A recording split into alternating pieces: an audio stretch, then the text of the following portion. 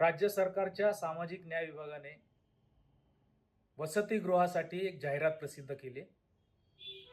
जातीनिहाय त्याला आरक्षण ठेवलं आहे. मांग आणि मेहतर या दोन जातींना त्यांनी यात आरक्षण द्यायचा निर्णय घेतला आहे. अशा गोष्टींना आमचा विरोध आहे. जर या गोष्टी आधीपासून झाल्या असतील किंवा आता नजरचुकीने झाल्या असतील तर त्याची दुरुस्ती केली पाहिजे. आपण जातीनिहाय जनगणना केलेली नाही. न्यायमूर्ती बदर समितीच्या अहवालानुसार जे काय अंतर्गत वर्गीकरणानुसार जे काय राखीव जागा ठेवायच्या आहेत त्याचे निकष आपल्याला माहिती नाहीत. ते न करता सरकार जर अशा पद्धतीने करत असेल तर हे मनुस्मृतीच्या नियमानुसार करतायत की काय अशी आता आम्हाला शंका यायला लागली. कारण हे संविधानाच्या विरोधात आहे. अनुसूचित जातींचा वेगळा गट आहे.